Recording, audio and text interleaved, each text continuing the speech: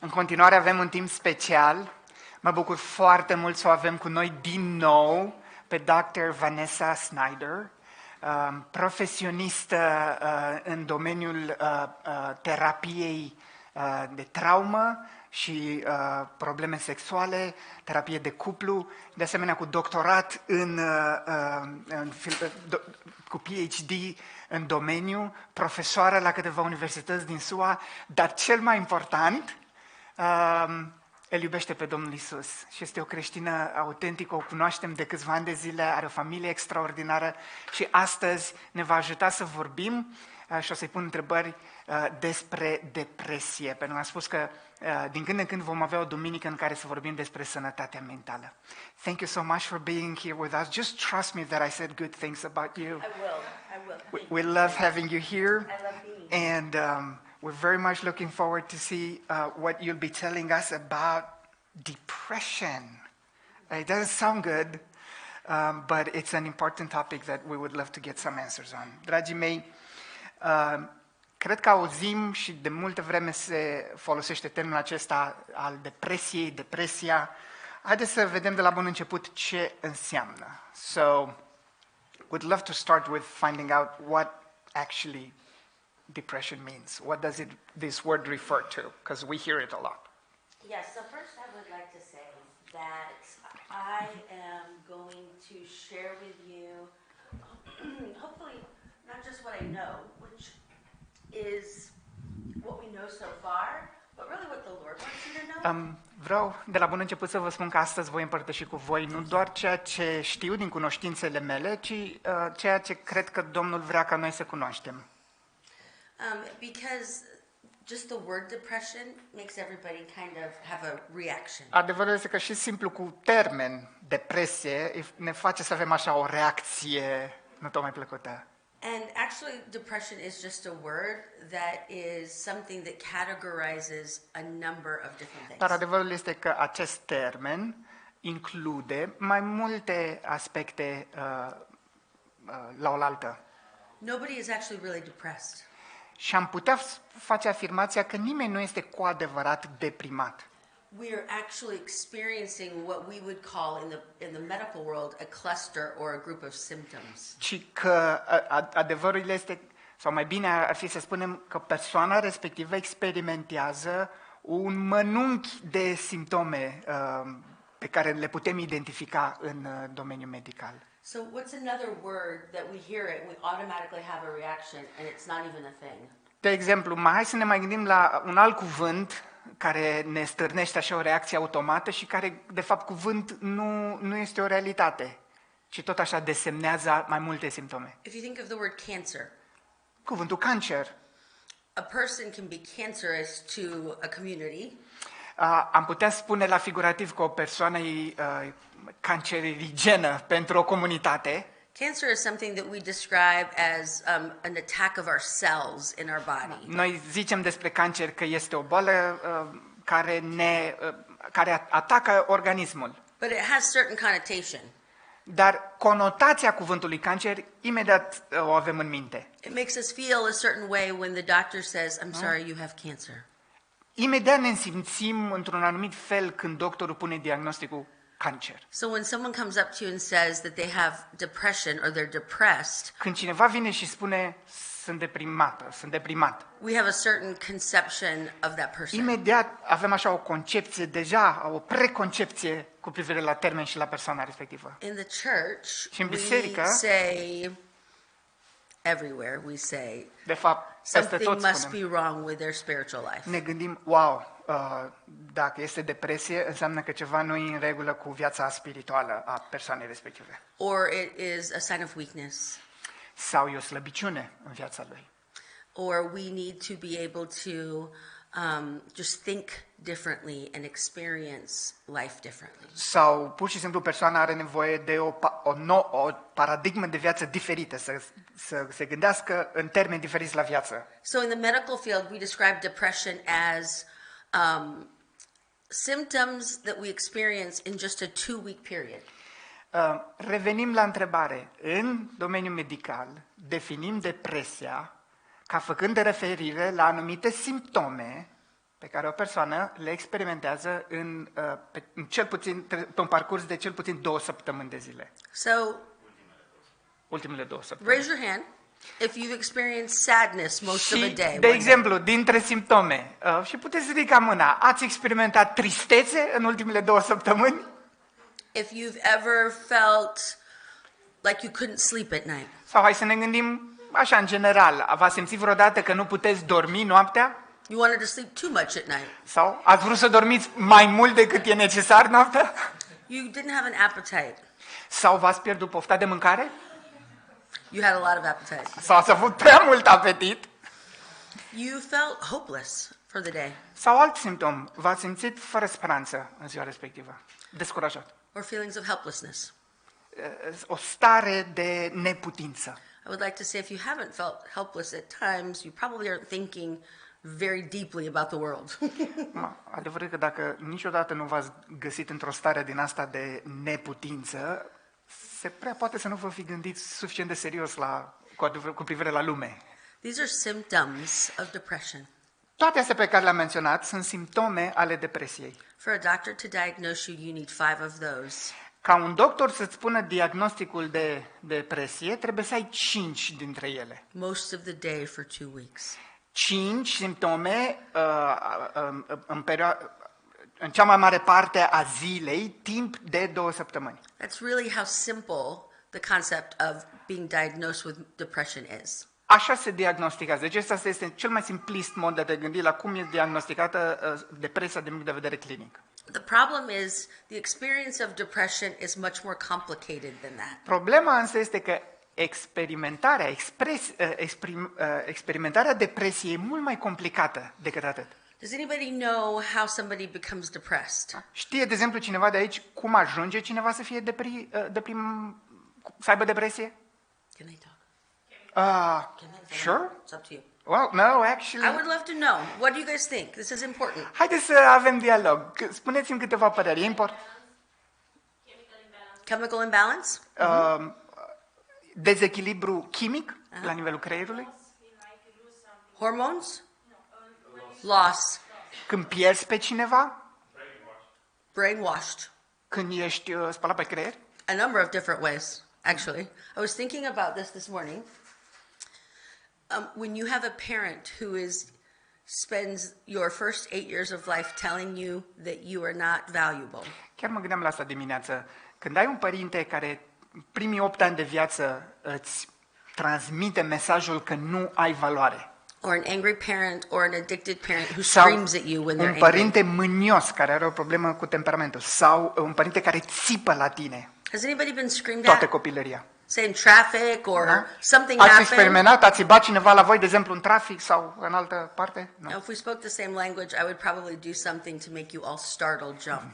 Dacă am vorbit aceeași I limbă, don't know everybody, so I aș, won't do that. v-aș provoca altfel la discuții. Da, nu vă cunosc pe toți. If somebody screams at you, what do? Când țipă cineva la tine, ce Your body experimentezi? responds.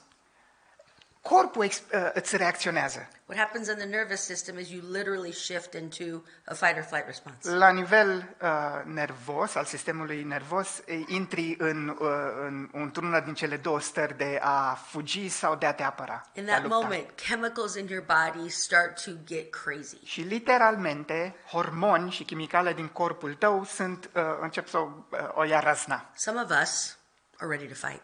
Unii dintre noi intrăm în mod de luptă și suntem gata să acționăm. Some of us are ready to run. Alții suntem gata să fugim. Some of us who've been used to that shut down. Alții care am experimentat asta repetat, ne închidem. Right? And that response you all are familiar with. Sunteți familiari cu răspunsul acesta. Imagine that over and over and Da, over again. imaginați-vă că asta se întâmplă în viața unei persoane în mod repetat, foarte mult. That's a relationship experience. Da? Și ajunge să fie o experiență relațională. And that experience depletes chemicals in your brain. Da? Și în relația respectivă, mereu și mereu și mereu experimentezi asta, ajungi să-ți secătuiască, să-ți usuce literalmente anumite chimicale din creier. So I have a deep theological question for you. Da. Și acum, o întrebare teologică profundă pentru voi. Why do you think God created our bodies to respond to other people like that? De ce credeți că Dumnezeu ne-a creat trupurile Without să touching us. reacționeze la astfel de stimul, la astfel de situații, în felul acesta? Fără, de exemplu, la o persoană care strigă la noi, fără să ne atingă și noi totuși reacționăm așa. Anybody know? De ce ne-a creat Dumnezeu așa? All of us are the church. It's about relationships. And it comes with the good, it comes with the bad. We are created for a relationship, right? Suntem creați de Dumnezeu pentru legături, pentru relații, legături interumane. I don't think God could say it any differently except we are the body. Și da, biserica este trupul lui Hristos. So it makes sense that we are connected without touching. Are sens în această metaforă și în felul în care ne-a creat Dumnezeu faptul că suntem conectați unii la alții, chiar dacă nu ne atingem unul pe altul. I love my friend Anda and Ben. Eu iubesc pe prietenii mei Beni și Anda. You can't see my love tangibly for them, Nu poți să vezi iubirea mea pentru ei în mod tangibil, but I experience it. I hope they experience it. dar eu am avut parte de asta din partea lor și ei sper că au experimentat. Now, if I came here and Ben screamed at me the whole time I was here, Dar dacă aș veni aici și Beni ar țipa la mine tot timpul, I would feel differently. m-aș simți diferit. The chemicals in my body would adjust differently. Chimicalele din creierul meu s-ar ajusta altfel în organismul meu. So our relationships matter. In childhood, we can be brainwashed, as you say, Și atunci, da, revenind la ce spuneam cu spălarea pe creier, da, legătura dintre noi și alții poate să fie ajustată inclusiv de anumite tipare din copilărie, that can lead to thoughts that aren't true, care să ducă la un mod de gândire și tipare de gândire neadevărate, that can affect those chemicals in my body, care de asemenea să afecteze chimicalele din corpul nostru. that lead to a sensation of feeling of sadness. Și în cele din urmă asta să se traducă și să se vadă printr-o stare de tristețe. Sometimes we think of feelings as emotions that are just floating around in the Uneori ne world. gândim că emoțiile sunt doar așa stări care plutesc undeva pe lângă noi. But emotions are directly connected to chemicals in our brain Dar and in our body. emoțiile sunt legate în mod direct de chimicalele din organismul nostru. When you feel anxious, Când te simți anxios, de exemplu, nervous, sau nervos, if I asked you, would you please come up here and share your name in a song? dacă, de exemplu, ți-aș zice, hai te rog în față să ne spui numele I'm și not să going to talk cânti. anymore until you come up and share your name in a song. Eu nu mai vorbesc până nu vii aici în față și ne cânti ceva. Probably be like, you don't have to talk, I'm leaving, thank you. Da? Și s-ar putea să zici, păi nu, eu mai bine plec. You might get a little nervous if you're not a singer, if you Pentru că don't dacă like nu ești cântăreț, crowds. cântăreață, s-ar putea să fii foarte stresată, să fii emoționată, să fii în față. And where do you feel that nervousness? Unde simți, experimentezi anxietatea asta? Stomach. What do we say? I have butterflies in my N-am stomach, zis, păi mă doare stomacul. right? Because we talk about, is it allegory? Where we create images to help explain the sensation? O dăm în alegorii, că ei în engleză zic că am fluturi în stomac. Right? But we have the sensation of butterflies in our stomach. Apelăm la figuri de stil care să ne ajute My să ne hands are exprimăm. sweaty. Da? Sau îmi transpiră mâinile. My heart rate's beating Bate faster. inima mai tare. The chemical in our body that creates a calming effect starts in our stomach. Apropo, substanța chimică ce ajută organismul nostru să se calmeze este eliberată de o glandă din stomac. That's why we can eat French fries with a lot of salt and it makes us feel calm. De asta putem mânca cartofi prăjiți, chiar dacă sunt foarte sărați, și totuși să ne calmeze, să ne liniștească. The way our body is designed is so complex we can't wrap our mind around it. Apropo, din punctul meu de vedere, corpul nostru e creat atât de complex încât încă nu putem pricepe pe deplin cum funcționează. And yet at times when we hear somebody is depressed, Și totuși, când auzim că cineva e deprimat, we categorize it as an emotional illness or weakness. imediat noi ne gândim, asta e într-o categoria unei boli mentale sau emoționale. And we don't understand that it is biological, it's Nu psychological, înțelegem că poate să fie mult și de fapt este mult mai mult decât atât. it's relational. Este în asta, în experiența respectivă, este și o latură relațională And of și course it's biologică spiritual. și spirituală. Of course. And so when we talk about depression, the reality is sometimes we use the word wrong. Și atunci, revenind la întrebare ce înseamnă depresia, cred că de multe ori când folosim termenul ăsta, îl folosim greșit. He's a little depressed, Când spunem, păi el e puțin deprimat. right? When I hear somebody tell me that they are experiencing depression, Când eu aud pe cineva care îmi spune, eu trec printr-o depresie acum, I'll say, what exactly are you experiencing? de obicei pun întrebarea, spune-mi exact ce experimentezi. What are the feelings and sensations that you have? Zi-mi niște stări emoționale, zi-mi niște, ceva ce simți, spune-mi. What's going on in your life? Well, I just lost my father. Sau prin ce anume treci în viață și persoana poate să spună, tocmai mi-a murit tata. What's going on in your childhood? Well, I was abused by my mother. Sau, bineînțeles, întreb să-mi spună ceva din copilărie și pot să aflu că a fost abuzat sau abuzat. What's going on in your relationships? I just got divorced by my husband.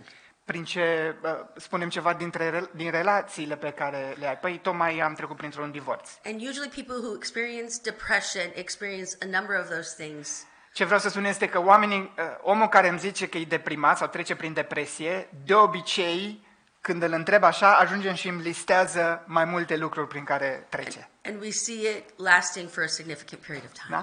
Și repet, faptul acesta că îi durează o perioadă mai mult de timp, nu e doar o chestiune de moment.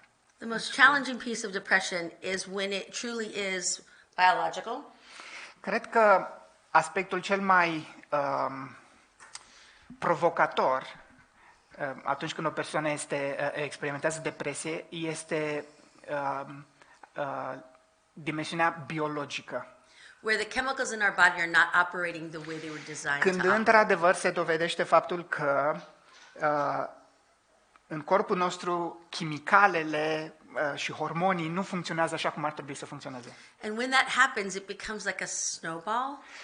Pentru că atunci când se întâmplă asta, este efectul acesta ca și cu bulgărele la vale și începe și crește. Because our experience also creates an environment where it's hard for me to relate to people.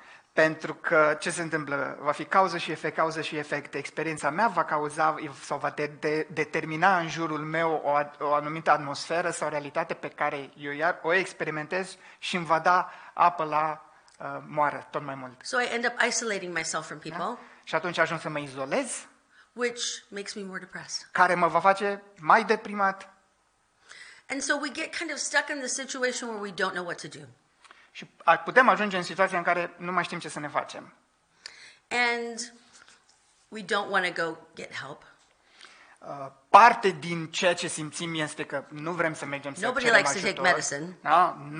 Nimănui nu-i place să ia medicamente, de Nobody likes to exemplu. go to therapy. Nimănui nu-i place să se ducă la terapie, la psihoterapie. And a lot of times we pray to the Lord to heal Da? us. Și atunci rămânem doar cu rugăciunea, Doamne, vindecă-ne. And although He can, Și Domnul poate să ne He does vindece, not always do that. dar nu întotdeauna ne vindecă.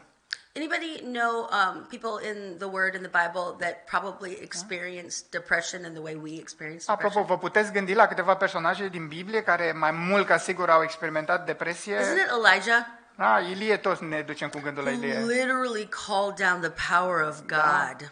Care cu toții știm că înainte And să aibă lit his episodul enemy on ăsta, fire. el fusese pe munte cu Dumnezeu și la rugăciunea lui venise foc din cer și omorâse profeții mincinoși. And a few days later was Și suicidal. peste câteva zile e atât de deprimat încât are gânduri de sinucidere. That's fascinating to me. Pe mine mă fascinează episodul respectiv. All you have to do is read the Psalms to understand Dar David was nu not numai always Ilie. the happiest man. Citești psalmii și îl vezi pe autor, pe David sau pe alții, că nu sunt totdeauna super bucuroși. And I'm not sure if we have figured out who wrote the book of Ecclesiastes, Da, nu știu, de exemplu, Eclesiastul, cine a scris-o?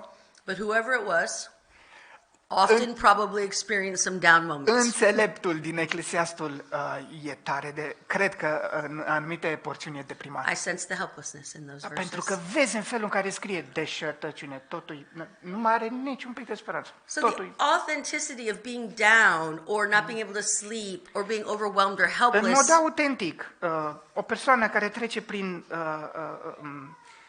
disperare, nu poate să doarmă, nu are liniște, it's gone on since the beginning of time. astfel de stări nu sunt de azi, de ieri, sunt de la căderea în păcat. So I'm curious because obviously I'm not from this country. When we talk about depression here, what automatically comes up for you when you think about a person who's depressed? Eu sunt curios în țara voastră, în cultura voastră, pentru că nu o cunosc bine, când auziți termenul ăsta sau că cineva trece prin depresie, este deprimat, Because how I experience- ce reacție, la ce vă gândiți prima dată? How I experience people at times is when I'm saying, "Are you okay?" Because I'm fairly decent at reading nonverbal communication. Pentru că de multe ori noi putem întreba așa, hei, ce mai faci, cum ești? Și primești un răspuns, dar în același timp eu m-am învățat să citesc și comunicarea non-verbală. And I know you're not okay. Și tu poți să-mi zici, nu, sunt bine, dar văd din comunicarea ta non-verbală că nu ești bine. And all my team here, all my friends here, oh, I'm okay. Da? Și așa poate să-mi spună chiar și prietenii, oameni pe care îi cunosc, echipa mea de aici. Nu, sunt bine, sunt bine. So I wonder if there's a component where we all need to be okay to some extent. Și atunci mă gândesc dacă cumva e presiunea culturală să dăm răspunsul ăsta. Sunt bine. Sau cel puțin la un anumit nivel așa de suprafață, dar sunt bine, What do mulțumesc. you notice? Ați observat cumva să este presiunea asta în cultura voastră să răspundem că sunt bine, suntem bine? Safest is to just be okay. Da, Probabil că dacă ai spune că nu ești bine, cumva primești un sfat sau... probably if you were to say I'm not, to just open up with I'm not okay, you would immediately you might expect an advice or a Oh, solution yes, or right. something. Isn't that fun? Da. Yeah, so sometimes it's I don't want to talk about it. I don't want to hear your words on it, so I'm just going to tell you I'm okay. Da, uneori putem da răspunsul ăsta superficial că da, sunt bine, că într-adevăr n-am chef să stau acum să primesc nu știu ce. Anybody else have an experience? sfaturi. Even sometimes the question is, are you okay, right? Well, because they don't want to know. Uneori Don't tell me. întrebarea chiar e formulată, ești bine, nu? Pentru că nu vrei un răspuns mai Absolutely. profund. Absolutely. Nu e așa că ești bine? Did anybody grow up with the understanding that depression is weakness? Ați crescut careva cu mentalitatea că depresia e slăbiciune? Nagiza, may I follow up with Yes, on that? please, yes. Weakness? Weakness. How about depression is sin? I'm going to get there. Hold on. Okay. Yes. I have a story. Am o povestire aici. So, my father, whom I love, Tatăl meu, pe I care îl think I shared iubesc, this last time I was here. poate am spus asta și data trecută. I grew up with Christian parents in the 80s. Eu am crescut cu părinți credincioși în anii 80. There's a comedian in the United States that there is no more Christian parent than a Christian parent in the 80s. Say that again? The most Christian you could have been as a parent was in the 80s. Ok. Este un comediant în Statele Unite care zice că dacă e să dai exemplu de părinți creștini, îi dai pe cei din anii 80. And my dad believed that if you were not getting healed, you had sin in your life. Și tatăl meu era chiar credincios și era convins că dacă nu experimentezi vindecare în viața ta, trăiești în păcat. So it took 3 rowdy children to Da. break him of that belief Așa că i-a system. dat Domnul 3 copii năzdrăvani ca să-l lăcuiască de mentalitatea asta. There was a time recently, probably about 8 years ago, where my parents lived with us occasionally. Acum vreo 8 ani de zile mi-aduc aminte că i-am avut pe părinți, au locuit cu noi diferite perioade de timp. My dad threw his back out doing some work in the Dar yard. tata la un moment dat s-a rănit la spate făcând ceva One lucru evening, I hear him praying upstairs, și just l-aud walking într-o back and forth. seară, îl aud mergând până în cameră înainte și înapoi înainte și rugându-se pentru vindecare. And I yelled up, "Hey, Dad, you checking that sin in your life?" Și am strigat cu voce tare, i-a zis, tati, dar ai verificat dacă n-ai vreun păcat? That's the kind of gracious child I Dacă nu am. trăiești în păcat, i-am răspuns cum am învățat. I think he yelled, "Shut up," and kept praying. Cred, You know, I don't know. nu știu, cred că mi-a fi răspuns, stai-mă din gură și a continuat să se roage. Many people have historically and even now still believe there's something wrong in your life. Mulți oameni istoric vorbind și până în ziua de astăzi, cred asta, că trebuie să fie ceva greșit, rău sau păcătos în viața ta. Ca să Whether treci. it's depression is the sin or you have a sin. Ori că ești în păcat și ai ajuns să fii în depresie, sau că doar pur și simplu faptul că ești deprimat e păcătos. And I am trying to begin to learn the heart of the Lord. Da? Eu încerc să învăț și am început de ceva vreme să învăț So I'm not inima going to Domnului say cu privire I'm not la going to say asta. what it is for sure, but I'm going to say I don't believe that that's true. Nu pot să spun din gura Domnului este sau nu este păcat. Pot să spun înțelegerea la care am ajuns eu de-a lungul vremii și anume nu cred So că I just want to este. put an option out. What if it's not necessarily sin nor weakness? Și mai ales aș vrea să ne gândim la situațiile în care dacă depresia respectivă nu este cauzată de un păcat din viața omului respectiv sau nu este în sine un lucru păcătos. If we can even get to that place, it's still very challenging and difficult to treat it. Oricum, și dacă ajungi să crezi lucrul ăsta, tot e foarte greu să tratezi It is problema. It is one of the most challenging issues to address as a clinical helper. E de fapt, chiar este una dintre cele mai grele probleme de adresat și cu care să lucrezi ca și clinician. And the reality is, I believe that the enemy utilizes depression as a weapon against people who are serving the Lord. Ce cred și sunt convins este că cel rău, Satana, folosește depresia ca o unealtă prin care să lovească oamenii lui Dumnezeu. My pastor experiences major depressive disorder that is treatment resistant. Da? De exemplu, păstorul meu este diagnosticat și clar se confruntă cu depresie cronică și un soi care nu dă rezultate la medicament. The only reason I know that is because I've been friends with him for 25 years. Singurul motiv pentru care știu asta este că suntem prieteni de peste 25 de ani. And I'm a therapist. Și de asemenea sunt psihoterapeut. And I'm on his staff. Și mai sunt și angajată. Nobody else in the church knows it. Angajată, sunt unul dintre angajații bisericii. Dar să știți că ceilalți membri bisericii nu știu asta. That frustrates me with regard to the idea of the church. Apropo, asta mă frustrează pe mine când e vorba de biserică. Did you know Spurgeon? He Charles was major Spurgeon. depressive disorder. Yes, The big I was gonna say and Charles Spurgeon. So Smith Wigglesworth was too. And Luther. Yeah. And It's Lloyd the enemy, Jones. I'm telling you. So Știați că weapon. și marele predicator Charles Spurgeon, toată viața, din mărturia lui avem scris din mâna lui, s-a luptat cu depresia. What a great way to bring the church down. Eu cred că Satana vrea să folosească unealta asta ca să descurajeze și literalmente să oprească lucrarea unei biserici. So I want to flip to how do we actually treat depression? Bun, hai să vorbim puțin și de soluții. Cum rezolvăm? Cum aducem vindecare? The research says that if we catch a depression episode, Ce știm din cercetarea științifică este că dacă depistăm un episod de depresie, which usually happens between 18 and 24 years old, dacă îl depistăm cât mai repede și, apropo, încep undeva între 18 și 24 de ani, and we use medication and therapy, și dacă începem să adresăm depresia cu medicamentație și cu terapie, there's a 90% chance that it will never come back. cercetarea științifică spune că 90% din cazuri, dacă e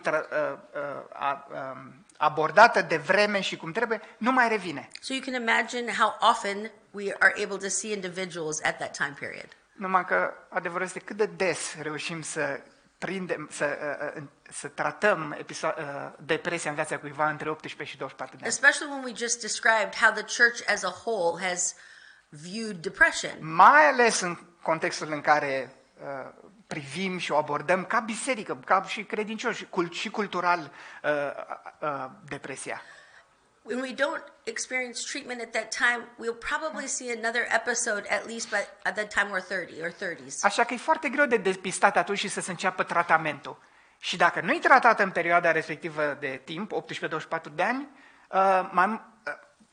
șansele sunt să reapară undeva peste 30 de ani.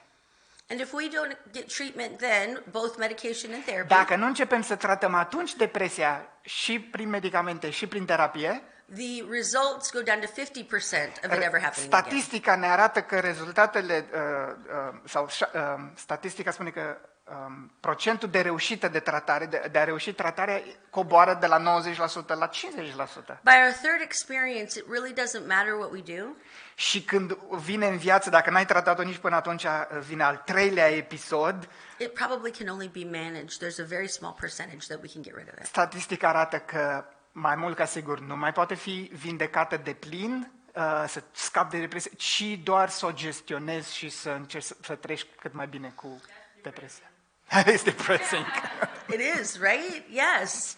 And it's interesting because, I mean, does anybody have any idea why we need medication and therapy? Apropo, am folosit asta de 2 ori și vreau să vă întreb, aveți vreo idee de ce avem nevoie și de medicamentație și de terapie? A good therapist is going to say you need to exercise, eat better, and get good sleep. Un terapeut bun, în cele din urmă o să te învețe că ai nevoie să dormi mai bine, să mănânci mai bine, să faci exerciții. All the things that are opposite of depression.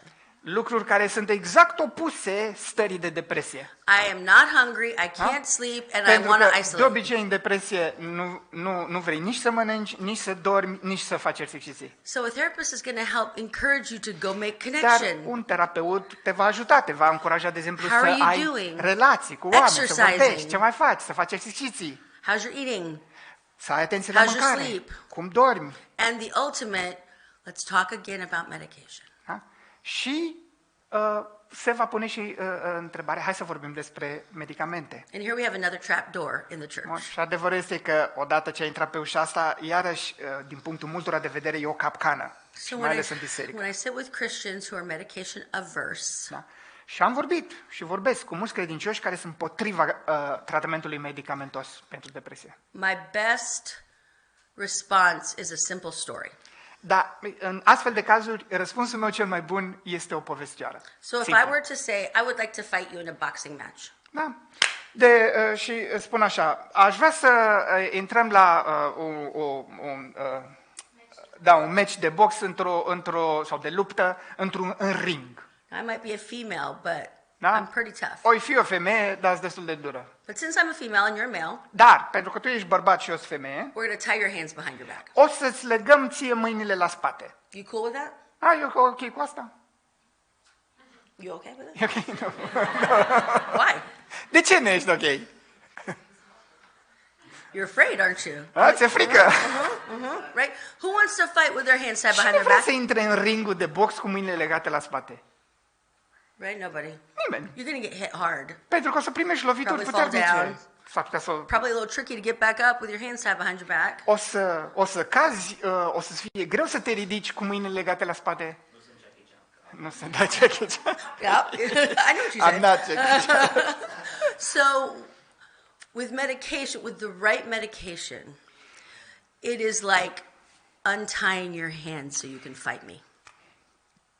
Atunci când găsești medicamentația corectă, literalmente e ca și cum ți s-ar dezlega mâinile ca să poți să fii apt Medication's pentru not going luptă. to solve the problem of depression.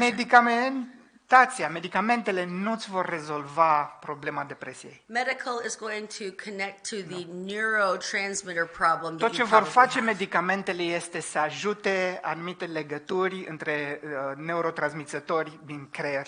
My personal preference is you should never feel your medication working. Și adevărul este, și preferența mea ca doctor este să ajungi să găsești medicamentația pe care nici măcar nu o simți. I want you to be able to be in touch with your sadness, Da. hopelessness, helplessness. Nu vreau să găsești o medicamentație care să te amorțească, să nu mai simți durere, să nu mai simți tristețe, să nu mai simți bucurie. Because it is connected to thoughts that probably are not true. Nu. Pentru adevărul este că parte din depresie este legată de gânduri care nu sunt adevărate. And your fight is to work on replacing those thoughts with truth. Și lupta, chiar dacă e medicamente, lupta rămâne și trebuie să rămână aceea de a înlocui minciuna cu adevărul. Your fight is getting out of bed, making your bed, and going outside when all you Lupta want to do is stay in rămâne, bed. lupta rămâne de a te ridica din pat și te a lua viața și ziua în piept, chiar dacă ție îți vine să rămâi în pat. Your fight is going to hang out with friends when you do not want to talk at all. Sau să deschizi gura și să vorbești, să ai un dialog cu prietenii când n-ai avea niciun chef. So you can change your thoughts, so you can change your experience. Nu? Și astfel să poți să ajungi să-ți îmbunătățești și gândurile și experiențele. And sometimes it still doesn't work. Și apropo, cu toate astea, medicamentele, tot se poate să nu funcționeze. That's also true. Da? Asta este un adevăr. Sometimes, in fact, 2/3 of the time, suicidal thoughts are a part of the experience of depression. Apropo, de multe ori, cam de 2/3, gânduri de sinucidere sunt parte din experiența depresiei. Which is even a deeper trapdoor for the church. Și apropo, când este să vorbim de sinucidere, iarăși e ceva greu, o capcană, o tabu pentru biserică. So, all that to say, depression is a very real experience for those of you who have never experienced it. Ok. Toate astea vreau să transmită informația celor care n-ar experimenta niciodată depresia, că este de fapt o realitate. And it is a challenging thing to work through as a believer for sure. Și este o experiență provocatoare, complexă, cu care să lucrezi sau prin care să treci, credincios fiind chiar. Because it actually affects every single part of every system that we're involved in. Pentru că îți afectează fiecare sistem operațional al organismului tău. One person cannot be depressed and not affect everybody in their life. Nu se poate ca cineva să treacă prin depresie reală și să nu-i afecteze și pe ceilalți din jurul lui. So I'm not going to ask if you've been depressed in this room. I'm going to ask if you have a friend who's been depressed. Așa că nu să vă întreb dacă personal ați experimentat depresie, ci dacă aveți un prieten sau cunoașteți pe cineva care a trecut A prin true depresie. depression. Nu vorbesc serios acum. Not just grief Nu or doar cineva care sadness. a trecut prin stări de tristețe sau durere, că a pierdut pe cineva sau doliu. Nu, cunoașteți pe cineva care a People, trecut you experienced it. prin depresie? When you truly experience it in the room with somebody, it's palpable. Nu e așa că atunci când ești în cameră cu o persoană care trece prin depresie, e palpabil cât de puternică e experiența. And that helps me understand it is spiritual. Pe mine asta mă face să mă gândesc și la faptul că da, este și o dimensiune spirituală. There's a weight of Pentru că depression. vine cu o povară. I've never been depressed in my life. In fact, I probably have more energy than I should. Eu vă mărturisesc, eu nu am trecut prin depresie în viața mea. De fapt, cred că am mai multă energie It decât ar is trebui going să am. down in my old age, but it's still A început să mai scadă nivelul de energie pe outside măsură the ce norm a îmbătrânesc, little dar bit. tot este ieșit din grafic. But there were 4 weeks of my life where I probably felt depression to a tenth of a depressed person. Dar, cu toate acestea, au fost 4 săptămâni în viața mea când cred că am experimentat, nu știu, vreo cam 10% din ce experimentează cineva cu Which depresie was clinică. so uncomfortable for me because I've never felt like that in my life Și a before. fost, experiența respectivă a fost atât de neconfortabilă pentru mine, pentru că niciodată nu mai trăisem așa ceva. There was nothing wrong. Și apropo, nu era nimic greșit. I had just wrapped up my PhD. Că nu se întâmplase nicio tragedie. Tocmai terminasem doctoratul, Life was great. viața minunată, Absolutely good things going on in my life. lucruri foarte bune, absolut minunate în viața mea în vremea respectivă. And I remember driving, and I believe it was the Lord Și cu toate astea mi-aduc aminte că eram în mașină, conduceam și cred că Domnul mi-a who vorbit. said, "This is what it feels like." Începusem să am stările astea și am auzit așa din partea Domnului gândul că, uite, asta înseamnă, se simte depresia. Because I historically had a challenge working with people who experienced Pentru că depression. vă mărturisesc, eu până în momentul respectiv îmi fusese greu, așa istoric vorbind, uitându-mă în urmă, îmi fusese greu să lucrez It cu was- cei deprimați. It was boring to me. Mă plictisea când îi auzeam. I grew up in a chaotic home. I love chaos, crisis. Am crescut într-o casă foarte haotică și pe mine nu mă deranjează haosul. I'm good working with people whose houses and homes and lives are on fire. Da, și mă simt în stare, chiar să mă pricep să lucrez cu oamenii a căror viață e haotică, le-a luat foc casa, viața. I would tell people that middle-aged, depressed people are so boring, I'd never want to see them in my therapy office. Și obișnuiam să spun, nu, când aud de criza de la mijlocul vieții, mă plictisește așa de tare să aud așa ceva, eu nu vreau să lucrez vreodată cu oameni And when I deprimați. experienced that, I thought, this is so real and tangible. Dar And când it's Domnul devastating. m-a lăsat să trec prin stările respective, mi-am dat seama că e atât de greu, e devastator. In hindsight, I feel like it was the Lord helping me to understand the experience a little bit better. Și uitându-mă în urmă, cred că Domnul a vrut să experimentez puțin, să mă învețe un pic. Never felt it again, never, Și apropo, not a glimpse of it again. De atunci încoace niciodată n-am mai avut stările alea. But it left an impact on me. Nici măcar o frântură de depresie. Și cu Because toate there was astea m-a marcat. Nothing I could do to get this weighted blanket M-a off of marcat me. un lucru, de exemplu, ce mi-aduc aminte, că mă simțeam că nu pot să fac nimic ca să dispară starea respectivă. So I just was able to determine at that point in time, this is a very real battle that individuals fight on a regular Și atunci unul basis. din lucrurile pe care mi le-am notat clar în mintea mea a fost, e o experiență cu care oamenii chiar se confruntă. So when we think about depression from a medical place, it really is a very true diagnosis. Deci, dacă este să vorbim din perspectivă medicală, să știți că este un diagnostic care se pune The best that we can understand it. pe cât de bine se poate diagnostica, deci pe cât se pricepe And the doctorul să-l only diagnostice. reason that we try to clarify and understand it is to know how to treat it from a Și, medical perspective. Din punct de vedere medical, motivul pentru care vrem să-l diagnosticăm și se diagnostichează este ca să poată să fie tratat. That's why we call it depression. De asta am ajuns să-i dăm termenul acesta și diagnosticul acesta de depresie. So, So I only have nine more questions. okay, good. Okay. Ask away. Actually,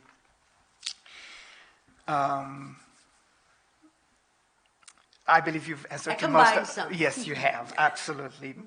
Mai aveam doar 9 întrebări, dar vreau să adevărul este că a răspuns la cele mai multe dintre ele. The last one that I want us to close with is, what difference does Christ make? Yeah. I mean, I realize, I agree that depression is an experience for believers and non-believers. Yeah. But does Christ make a difference or not? Ce diferență face Domnul Iisus? Dacă face vreo diferență, dacă depresia este experimentată și de credincioși și de necredincioși, în cazul nostru, a celor care îl iubim pe Domnul Iisus, ne I ajută will cu tell ceva? you how he makes a difference for me in Vreau să vă this, spun in this field, ce in this diferență arena. face pentru mine. Because of who Christ is, he is the hope of glory. Datorită faptului a ceea ce este Hristos, că este speranța slavei. When I don't have hope, I know he is hope by definition. Când eu sunt fără speranță, That automat cred că El este speranța mea. That doesn't change. We know that scripturally, Și right? știu că asta este un adevăr de neschimbat. If you believe that the word is truth, Da. Dacă crezi că Scriptura este cuvântul lui Dumnezeu, adevărul absolut. if you don't, then this doesn't apply to you. Dacă nu crezi asta, atunci adevărurile acestea cu privire la Hristos nu ți se aplică. But I do, Dar eu cred and I believe that it's static, which means it doesn't change. și cred că Dumnezeu este de neschimbat, cred că El este speranța So if Christ is hope, not does he have it, he is hope. și dacă El este speranța slavei, nu doar că poate să dea speranță sau aduce speranță în viața cuiva, El literalmente este speranța. That is the one kind of foundation that makes the difference. Pentru mine asta e o parte din temelia care face toată diferența. As an example of Christ, when I sit with people who are hopeless, Și de asemenea mai dau un exemplu concret ce diferență face Hristos. Când vorbesc cu oameni care nu au speranță, we have learned to tell them to have hope is not helpful. am învățat că a le spune că ar trebui să aibă speranță nu-i ajută. Because by nature, what they're experiencing is hopelessness. Ei deja experimentează disperare, lipsa speranței. And the more we push them Și to cu cât have le it, spun mai mult, ar trebui să fii plin de speranță, ar trebui să ai speranță. the more we flood them with shame Cu and atât hopelessness. îi învinovățesc mai tare și îi umplu și mai tare de disperare, că faptul că nu, ce poate să facă? So in exchange, I say, it's okay, I have hope. Și atunci am învățat că în loc să le spun lor că ar trebui să aibă speranță mai mult, le spun să știi că eu am speranță. One, because I do. Unul, pentru că, da, chiar am speranță. And one of the reasons I have hope when I don't feel like it is because I have hope. Și Because Christ doi, is le hope, spun să știi right? că eu am speranță chiar și atunci când nu mă simt ca atare, datorită lui Hristos, că El e speranța mea. And that sounds very linear, Știu că sună foarte așa liniar, but for those of us who are in relationship with Christ, Dar it's pentru also cei- experiential. pentru cei care umblăm cu Hristos și avem o experiență personală cu El, știm că este de fapt o realitate experimentată. So if you've never really experienced Christ in his whole fullness, Dacă nu l-ai experimentat niciodată pe Hristos în plinătatea Lui, what I'm talking about probably won't make a lot of ce sense. spun acum, sau dacă aș spune așa cuiva, nu are mult sens. But if you have experienced Dar Christ dacă îl ai pe Hristos in all of who he is, you know what I'm talking about. și ai experimentat umblarea cu El, atunci știi la ce fac referire. And because of that gives me great hope. Like my hope is fueled because of that. Adevărul este că datorită lui Hristos, speranța mea e în creștere. El îmi umple rezervorul And the ăsta. people that I love and I serve in Și relationship, oamenii pe care îi iubesc, pe care îi slujesc, relațiile pe care le am, most of them will hang out because they sense that even though they don't have it. cei mai mulți, adevărul este că le place să fie în prezența mea, chiar dacă nu-și dau seama, dar simt ceva diferit. And there's also a component where I'm not going to give up. Da? Și adevărul este că Hristos îmi aduce și componenta asta, sau faptul că nu mă voi da bătut datorită Lui, nu mă voi da bătută. Because I do believe in that hope. Pentru că am promisiunea Lui că este speranța mea. I fight in the natural, Da. in the natural world. Adevărul este că îmi trăiesc viața în lumea fizică, There are naturală. times when I say, if it were my child who is depressed, I'll try anything. Da? Și uneori mă surprind gândindu-mă, băi, dacă copilul meu ar fi diagnosticat cu o depresie clinică, aș încerca orice. I'm with my friends and my Orice să clients. le I'll try anything with you. I'm with Și you. atunci, da, și cu clienții sau cu prietenii mei, le spun, da, bun, hai să încercăm orice. We're going to figure this out Hai să vedem care e soluția. because I have that hope. Dar parte din motivația mea și speranța mea că vreau să găsim asta este, soluția este datorită lui Hristos. And I do believe that exchange of hope will happen eventually if they've never experienced the hope of Christ. Și de asemenea am speranța că în cele din urmă, persoanele cu care lucrez vor ajunge să-L cunoască pe Hristos ca speranța lor. What an opportunity to reach people Cred who've că never este o oportunitate experienced Him. extraordinară când lucrăm să ajutăm pe cineva care trece prin TPS. În cele din urmă putem ajunge la Hristos. And yet we recognize how challenging that's been for us in the church because of our belief systems that might not be true. Dar trebuie să recunoaștem cât de mare provocare este pentru noi în mediul bisericesc să vorbim despre depresie, să acceptăm pe cineva, să iubim pe cineva, să lucrăm cu cineva cu depresie. So I tell students when I teach, I say, I don't know how people do this without Christ. Eu de multe ori mă surprind spunând studenților mei, eu nu știu cum poate, Depression is not the worst pain I've seen people experience. cum poate, With my students? Oh, yes. Well, I teach in faith-based universities. sunt profesoară în universități creștine, deci pot să-ți spun asta studenților. Băi, eu nu știu cum se descurcă. Da, întrebarea era dacă poți să spui așa ceva. Nu știu cum se descurcă cineva fără Hristos într-o școală probably would. necreștină, nu ești concediată, poate ca și concediată, dar sunt în universități Yes. creștine. Da. I'd love.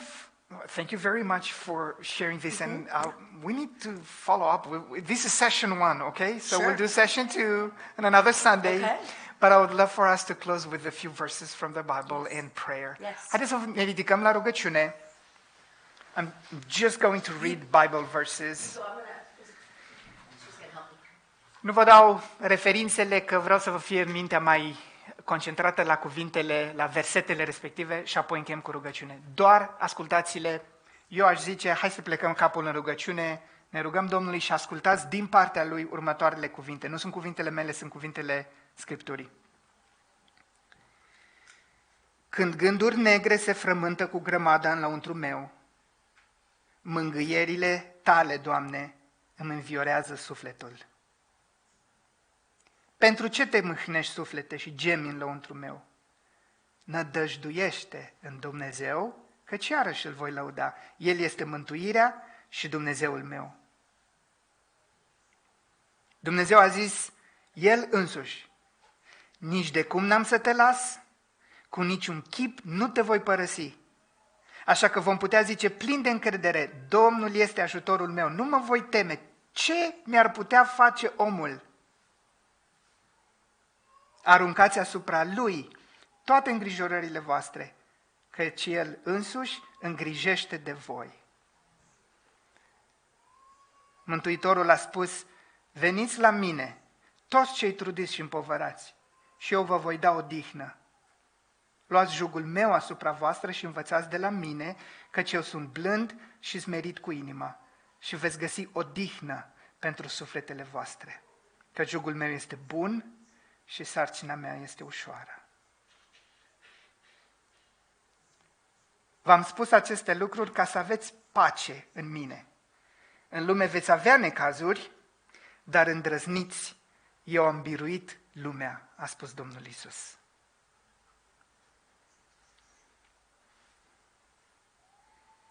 Ne rugăm împreună cu voce tare. Tatăl nostru, care ești în ceruri, sfințească-se numele Tău, vie împărăția Ta, facă-se voia Ta, precum în cer, așa și pe pământ. Pâinea noastră, cea de toate zilele, dă-ne nouă astăzi și ne iartă nouă greșelile noastre, precum și noi iertăm greșiților noștri. Și nu ne duce pe noi în ispită, ci ne izbăvește de cel rău, căci a Ta este împărăția și puterea și slava în veci. Amin.